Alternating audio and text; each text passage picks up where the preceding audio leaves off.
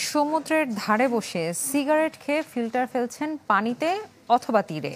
মনের অজান্তেই এমন মস্ত বড় ভুল অহরহ করছেন অনেকেই। কারণ এসব ফিল্টার ধ্বংস হতে সময় লাগে 18 থেকে 20 বছর।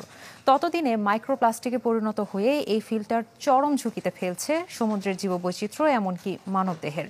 হতে পারে ক্যান্সারের মতো মরণ ব্যাধিও। বাংলাদেশ সমুদ্র গবেষণা ইনস্টিটিউটের করা এক গবেষণায় উঠে এসেছে এমন ভয়ঙ্কর চিত্র। কক্সবাজার থেকে আজিম নিহাদের পাঠানো রিপোর্ট।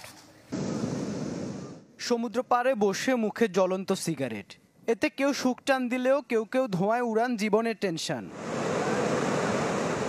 কিন্তু সিগারেট পোড়া শেষে যখনই ফিল্টারটি সৈকতে ফেলা হয় তখনই টেনশন বাড়ে সমুদ্রের। কেননা সাগরে পড়ার পর শুরু হয় ফিল্টারের প্রাণঘাতী যাত্রা। বিজ্ঞানীরা বলছেন সমুদ্র দূষণকারী বর্জ্যের মধ্যে সিগারেট ফিল্টার সবচেয়ে ভয়াবহ। কেননা একটি ফিল্টার সাগরে নিঃশেষ হতে লাগে 18 থেকে 20 বছর। এরপর সেগুলো মাইক্রোপ্লাস্টিকে পরিণত হয়। একটি ফিল্টার থেকে 15,000 প্লাস্টিক ফাইবার বের হয়।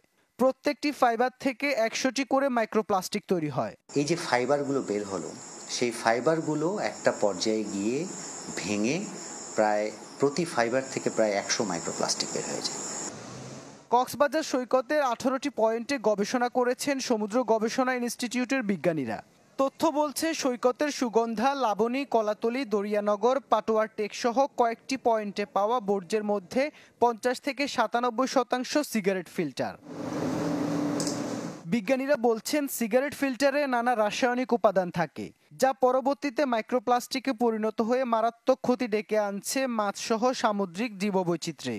তার প্রভাব পড়ছে মানব স্বাস্থ্যেও। সিগারেটের বাটটা যেটাতে তৈরি, যে সেলুলোজ অ্যাসিডের যেটা, এছাড়াও এর মধ্যে আর্সেনিকের অবস্থান পাওয়া যায়, লেডের অবস্থান পাওয়া যায়, এরপরে নিকোটিন পাওয়া যায়, যেটা নাকি আমাদের এই যে এইগুলো সবগুলোই হচ্ছে আমাদের মানব দেহে হোক, এইগুলো হচ্ছে ক্যান্সার তৈরি করে। যখন মাছটা প্লাস্টিকটা বা ফিল্টারটা খেয়ে ফেলে তখন আলটিমেটলি সে কিন্তু অন্য কোনো খাদ্যদ্রব্য আর গ্রহণ করতে পারে না, তার পেটের ভিতরে একটা কেমিক্যাল রিয়াকশন তৈরি হয়ে যায়। সো এইভাবে ওই শর্ট টার্মে ওই মাছটার মৃত্যু হয়ে যেতে পারে। আবার লং টার্ম যদি আপনি হিসাব করেন তাহলে কিন্তু আমাদের খাদ্যচক্রে একটা প্রভাব ঢুকে গেল।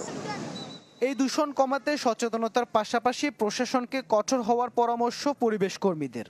তবে প্রশাসন বলছে ফিল্টার ছোট বর্জ্য হওয়ায় বালির ভেতর থেকে তুলে আনা কঠিন। সরকার উচিত এই যে সমুদ্র আশপাশে সমুদ্র সৈকতের নিরাপদ জায়গাটাতে কেউ যেন বিষাক্ত সিগারেট গ্রহণ না করে এবং এখানে যেন প্লাস্টিক বহন না করে, সেটার দিকে প্রশাসনের উদ্যোগ নেওয়া উচিত। আমরা চেষ্টা করছি, বা টুরিস্টরা আমাদের হেল্প করে, সেক্ষেত্রে আমাদের বীজটা ক্লিন রাখতে সুবিধা হবে। অবশ্যই এই সিগারেটের বাটের ফলে যে অবস্থাটা তৈরি হয় আর কি, সেটা আমরা আশা করছি সবাই মিলে, টুরিস্ট এবং আমরা যারা কাজ করছি সবাই মিলে এটা ক্লিন রাখতে পারবো আমরা। শুধুমাত্র সৈকত নয়, জনবসতির নালা নর্দমা এবং বিভিন্ন নদীর মাধ্যমেও সিগারেট ফিল্টার চলে যাচ্ছে সাগরে।